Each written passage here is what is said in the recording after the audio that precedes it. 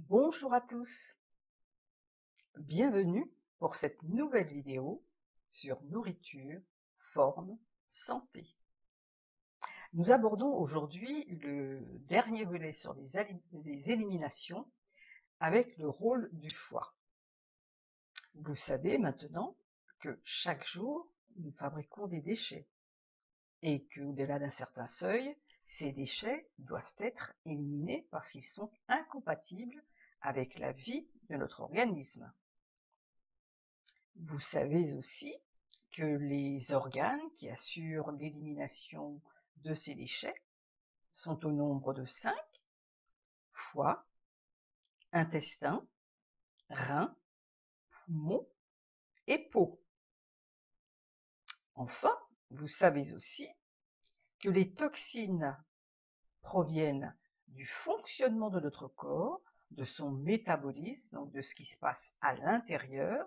Il s'agit de toxines endogènes, mais il y a aussi des toxines qui sont apportées par l'extérieur, ce qu'on appelle des toxines exogènes, ce que nous ingérons par l'alimentation, additifs alimentaires, pesticides, alcool, tabac. Nous sommes aussi exposés à des toxines par voie cutanée et respiratoire, tels que les produits cosmétiques et d'hygiène, le tabac, les pollutions atmosphériques, pollution provenant de l'activité industrielle, du trafic automobile, et bien d'autres encore, tels que perturbateurs endocriniens. Bref, notre environnement contient de nombreux éléments toxiques, et ces composés toxiques, une fois dans l'organisme, doivent être éliminés. Vous avez compris que nous les ingérons, soit nous les inhalons, soit par l'épiderme. Donc, ils doivent être éliminés par notre système de détoxification. Sinon, ils vont s'accumuler dans les tissus gras ainsi que dans le foie.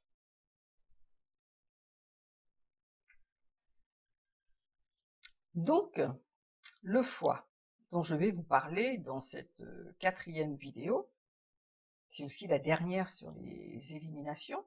Je vous invite d'ailleurs à aller regarder, si ce n'est pas encore fait, les précédentes vidéos sur les éliminations. La première sur les intestins, deuxième sur les reins, troisième, peau et poumons. Je vous rappelle, mon objectif est de vous donner des clés simples et pratiques à mettre dans votre quotidien pour retrouver, améliorer votre bien-être et avoir la santé parfaite. Donc, le foie a un rôle important dans la neutralisation des toxines. Le foie, c'est un peu, on va dire, comme une usine d'épuration du sang. Le débit sanguin hépatique est de 1500 ml par minute. C'est considérable.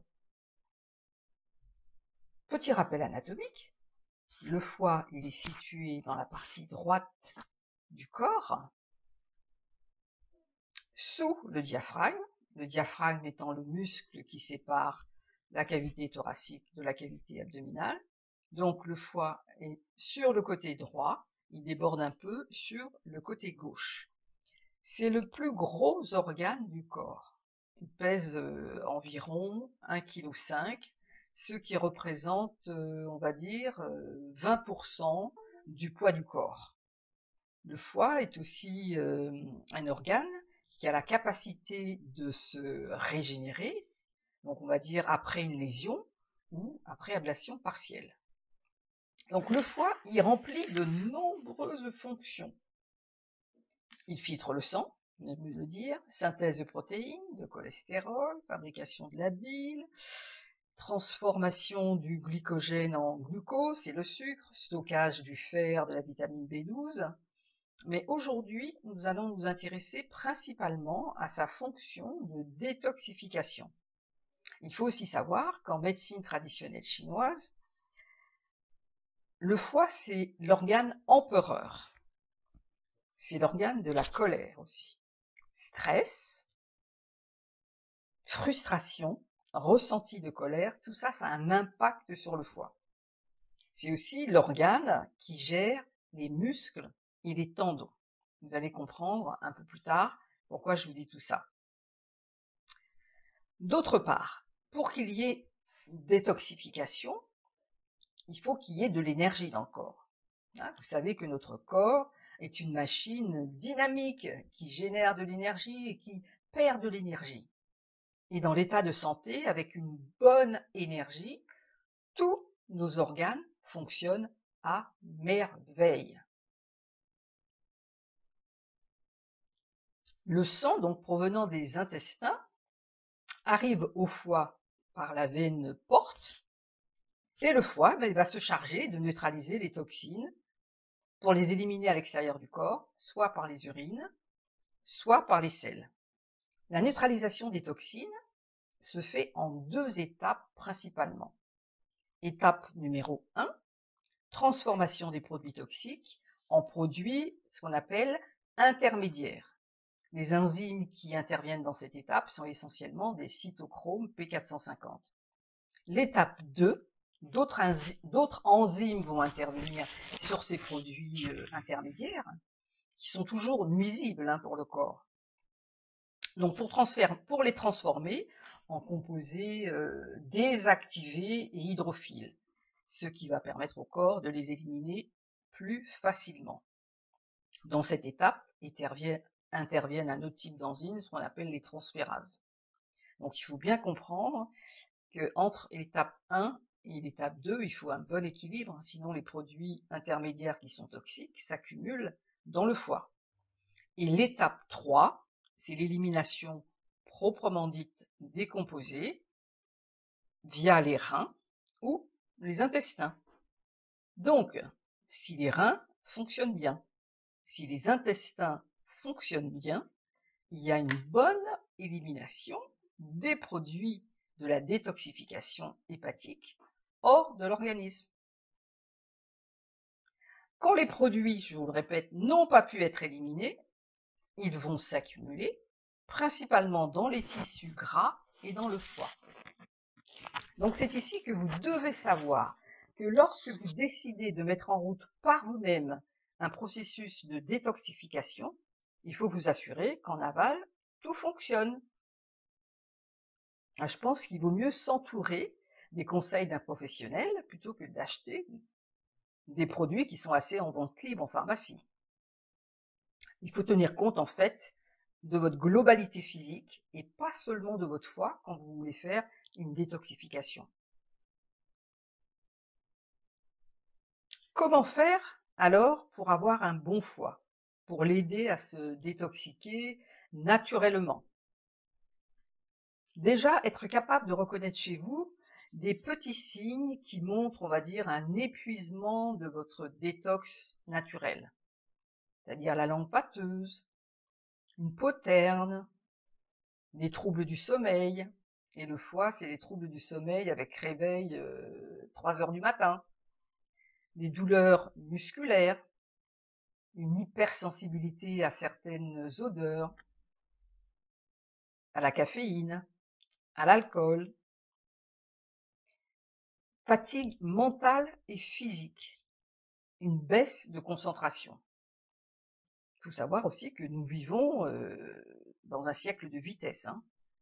La plupart de nos contemporains, on manque d'énergie, et cette fuite d'énergie est liée au stress que nous vivons, au fait que l'on mange trop, au fait que l'on ne se repose pas assez, au fait qu'on s'agite dans tous les sens, et au fait que notre cerveau fonctionne à 100% tout le temps.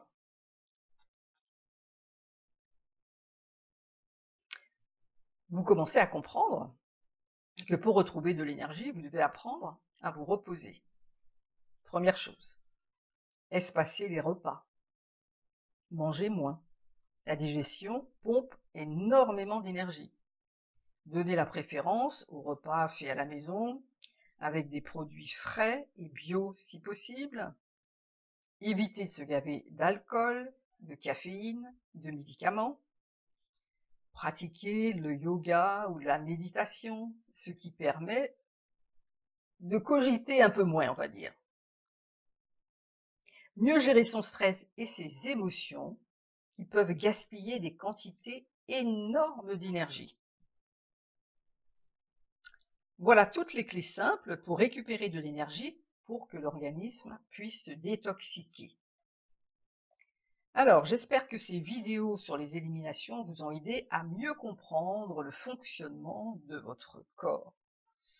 Vous savez que bien d'autres choses pouvaient être dites, hein. Je voulais mettre l'accent sur les éliminations, car la plupart du temps, on s'occupe de ce qui rentre dans le corps, c'est-à-dire l'alimentation.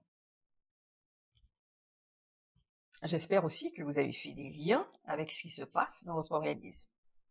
Si vous avez aimé cette vidéo, n'hésitez surtout pas à la partager et j'attends vos commentaires sous cette vidéo.